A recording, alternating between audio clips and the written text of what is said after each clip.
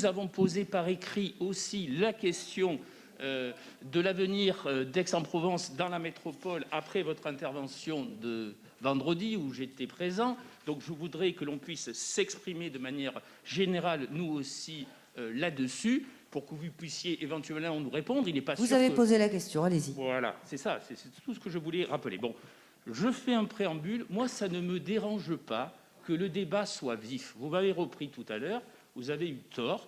Vous pouvez ne pas être d'accord avec ce que j'ai dit, bien sûr, mais ça ne me dérange pas que le débat... Non, mais ça ne me dérange pas, je veux simplement le dire pour l'avenir, que le débat soit vif en conseil municipal, mais là où je vais être polémique, où je vais venir vers vous, en revanche, je vous fais confiance.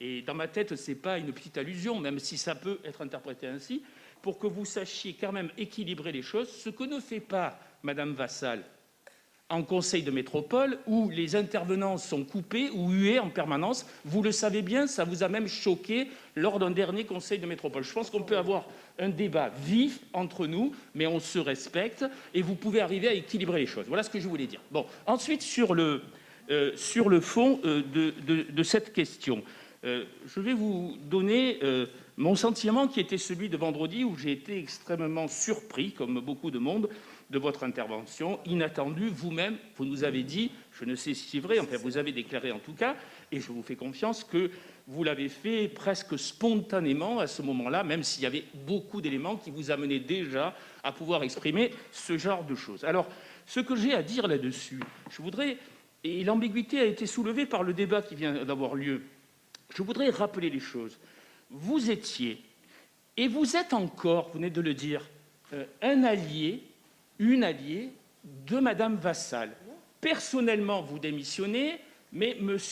Gérard Bramoulet, lui, reste en poste. Et vendredi, Gérard Bramoulet a défendu, en critiquant aussi, mais il a défendu les orientations budgétaires de la métropole, pendant que, par exemple, votre serviteur, lui, était extrêmement sévère avec ses orientations budgétaires et en utilisant une partie des arguments de Gérard Bramoulet, notamment pour dénoncer le chantage de l'État en ce qui concerne, d'une part, la réforme métropolitaine et l'engagement financier que cet État aurait. Certains se souviennent de mon intervention là-dessus. Donc ce que je veux dire, c'est qu'il y a dans votre positionnement énormément d'ambiguïté. Comment je l'interprète ?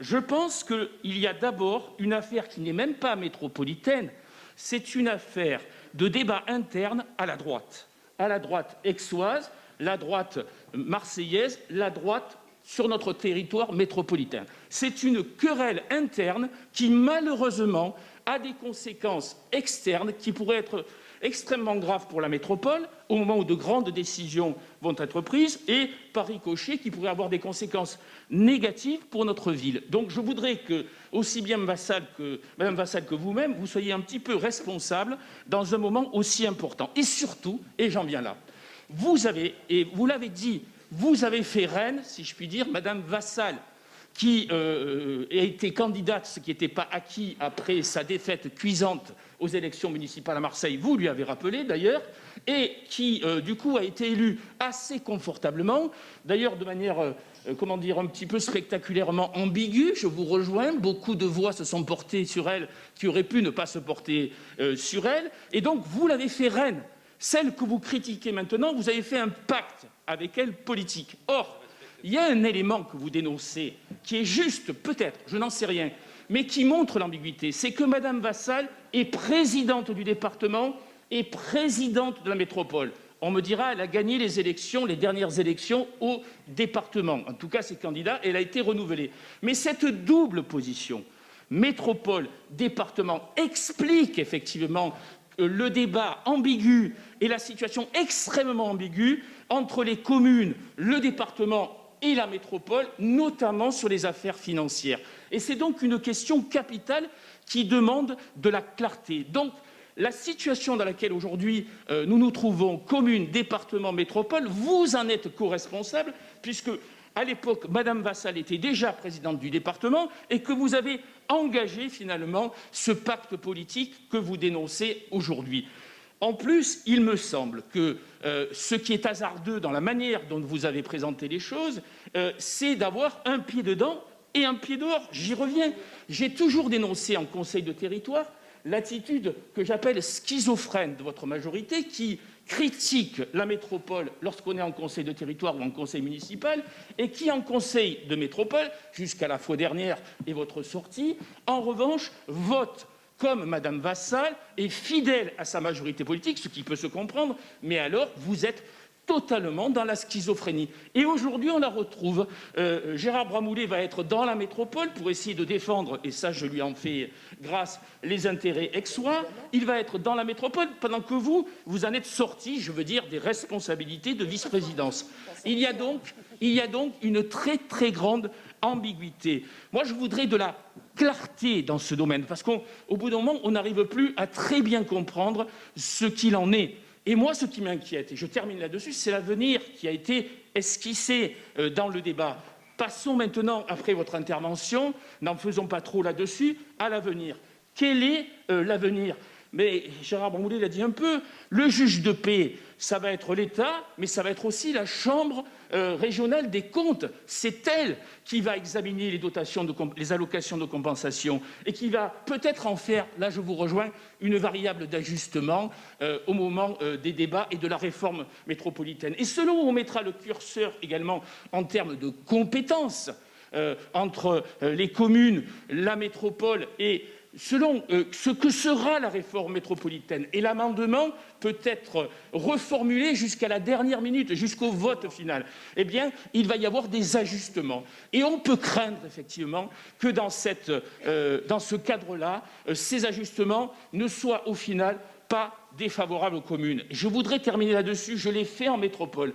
Pour ma part, je ne plaide pas, ou plutôt je plaide pour des dotations pérennes, pour un contrat renouvelé de confiance entre l'État, la métropole et les communes. Il n'existe plus aujourd'hui. Le débat le démontre. Et donc, il faut retrouver de la confiance. Et je ne suis pas sûr que ce soit avec la position que vous avez prise, sur la forme et sur le fond, qu'on y arrivera. C'est un moment capital pour notre territoire. Nous avons les majorités que nous avons. Et je pense que dans ce moment capital, il ne faut pas opposer, encore une fois, ce qui sera décidé au niveau métropolitain et ce que doit être la commune aujourd'hui et demain dans sa possibilité d'agir et, disons, dans le fait qu'elle doit rester la cellule première, je dirais, de la vie démocratique locale.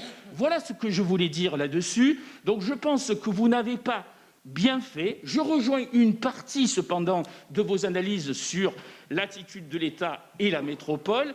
Mais en même temps, j'essaie toujours d'équilibrer les choses. Quand je critique l'État, là, je ne critique pas que M. Macron aujourd'hui. C'est une critique que l'on peut faire sur le long terme de la part de l'État. Je rappellerai que la taxe professionnelle supprimée et la réforme de la taxe professionnelle qui a donné lieu à ces allocations compensatoires très complexes et très fragiles, c'est quand même à l'époque votre majorité politique et M. Sarkozy qui a impulsé cette réforme.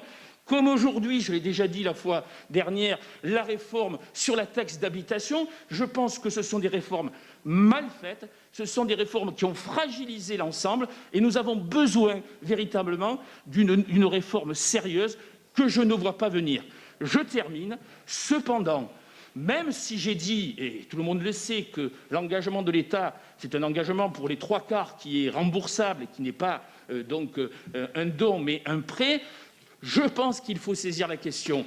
La question que j'ai aussi à vous poser dans cette direction, c'est quid, par exemple, des transports pour Aix-en-Provence. On parle beaucoup des débats à Marseille sur savoir à quel endroit on va faire des nouvelles lignes en matière de transport au nord, au sud, etc. J'ai connu ça avec l'université où il y avait déjà ce type de polémique. Mais nous, pour ce qui concerne Aix-en-Provence, quid d'un nouveau BHNS ? Quid de l'évolution de nos transports ? C'est un enjeu capital. Comment nous allons faire ? Comment nous allons pouvoir être forts politiquement dans ce domaine-là, au moment où vous êtes plutôt sur la défensive, une défensive qui peut avoir un côté, un côté positif, mais qui a ses limites. Voilà les questions que je voulais vous poser. Je vois, Marc, que la schizophrénie qui me reprochait te touche profondément. Voilà, je suis outrancier comme Marie Jorissin et j'ai la même schizophrénie que vous. Oui. Alors, Il y a du tempérament, mais tu reproches des choses Voilà. qui sont aussi, je dirais, tes chevaux de bataille. Je m'explique. Tu me dis, oui, vous êtes dans une majorité et en même temps, vous n'êtes pas d'accord avec cette majorité. Bah, oui, sur le plan institutionnel, je ne suis pas d'accord avec cette majorité. C'est une évidence. C'est pas avec une majorité d'ailleurs. C'est avec une négociation. Après, sur le plan politique, oui, il s'agit d'une majorité politique dont je partage les idées majoritairement, en tout cas au niveau national. Donc je n'ai pas de raison de ne pas être dans cette majorité. Mais il n'empêche, et d'ailleurs c'est un schéma qui est répétitif, puisque lorsque le maire de Marseille avait négocié avec François Hollande cette métropole, le maire de Marseille était à droite, François Hollande était à gauche, n'empêche qu'ils se sont entendus pour notre plus grand malheur. D'accord ? Et qu'une partie de l'hémicycle métropolitain, évidemment, accompagnait son chef de file politique, sans se poser forcément trop de questions d'ailleurs sur ce qu'ils étaient en train de vivre au niveau institutionnel. Je rappelle qu'à l'époque, lorsque nous avons lutté contre la mise en place de cette métropole, il y avait d'un côté le gouvernement socialiste, de l'autre côté le maire de la ville-centre qui était Jean-Claude Gaudin, et tout le reste, c'était les communes et les intercommunalités qui étaient de droite comme de gauche, et sur un très très large spectre. Donc il n'y a pas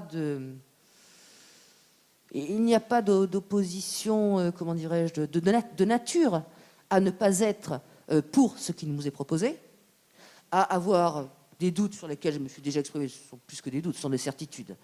Et encore une fois, je ne retire pas un mot des déclarations que j'ai pu faire, mais en même temps, je fais partie d'une majorité de pensée, d'un courant de pensée, tout simplement. Voilà. Donc non. Je suis désolée, lorsqu'il s'agit de l'intérêt de la ville d'Aix-en-Provence, et je dirais même son intérêt vital, son existence, je ne transigerai avec personne, tout simplement. Voilà. Le maire, juste encore un mot, après j'accapare pas la parole. Et il y a des moments où on peut lutter de l'intérieur, et il y a des moments où ce n'est plus possible. Voilà. Vous avez un pied dedans, un pied dehors, mais peu non, importe. pas moi. Non, pas du tout. Pas vous, mais... Non.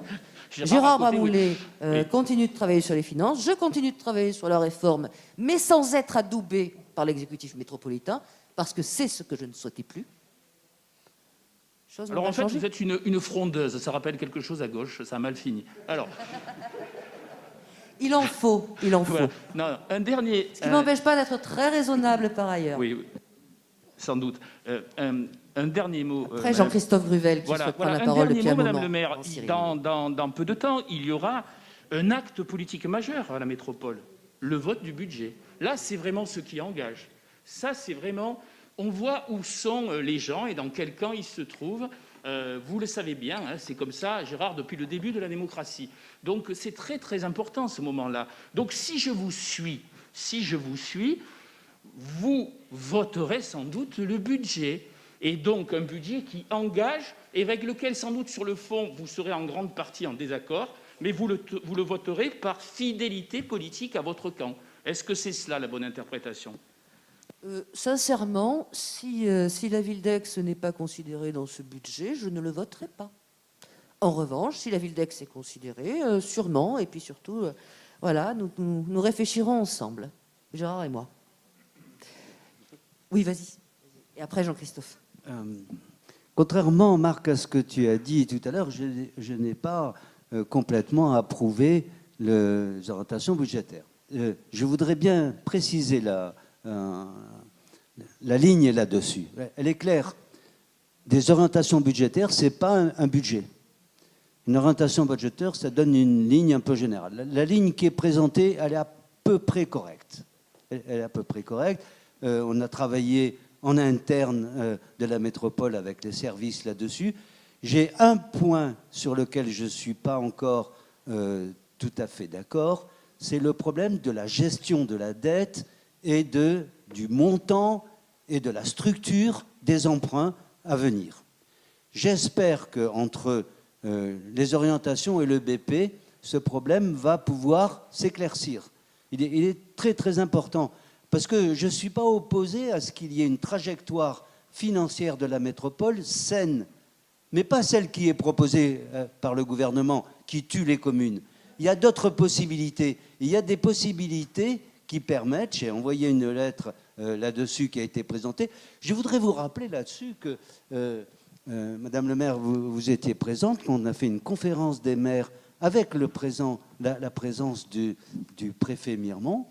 Au début de ces discussions, il était d'accord pour réduire les allocations de compensation.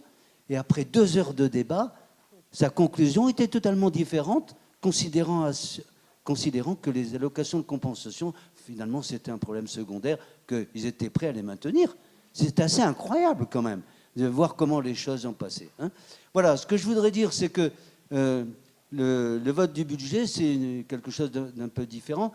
Ce qui se dessine, c'est quelque chose qui est important pour les communes. C'est que se dessine un budget 22 qui serait la même chose qu'en 21. Et si on fait ça, les communes pourraient avoir, grâce au Conseil de territoire, des aides importantes en investissement, et on pourrait avoir, en termes de fonctionnement, en maintenant les allocations de compensation, on pourrait avoir des ressources permettant de maintenir les fonctionnements des communes. En revanche, le problème du BP 22, c'est quoi? C'est ce que l'amendement du gouvernement nous annonce qu'au 1er juillet, il n'y a plus de conseil de territoire. Mais que vont devenir au 1er juillet les dotations financières des territoires qui sont indispensables pour les communes? On n'en sait rien. On est dans un brouillard incroyable, et donc il va falloir lever ce genre de problème. Comment voulez-vous, en cours d'année, on va voter un budget qui est par définition annuel, d'accord? Et on va s'arrêter en juillet parce qu'il n'y a plus les institutions. Il n'y aura plus d'ordonnateurs de territoire. Qu'est-ce qui va se passer? Qu'est-ce qu'il y a derrière? Actuellement, on n'a aucune information là-dessus. Voilà. Juste encore un mot là-dessus, la position... Non, Marc, Jean-Christophe Gruvel a souhaité prendre la parole et Cyril Diméo. Voilà, on ne va pas non plus éterniser. Je voulais simplement dire que nous sommes tout à fait opposés à la disparition telle qu'elle, en plus sans rechange, si je puis dire, des conseils de territoire. Hein, voilà.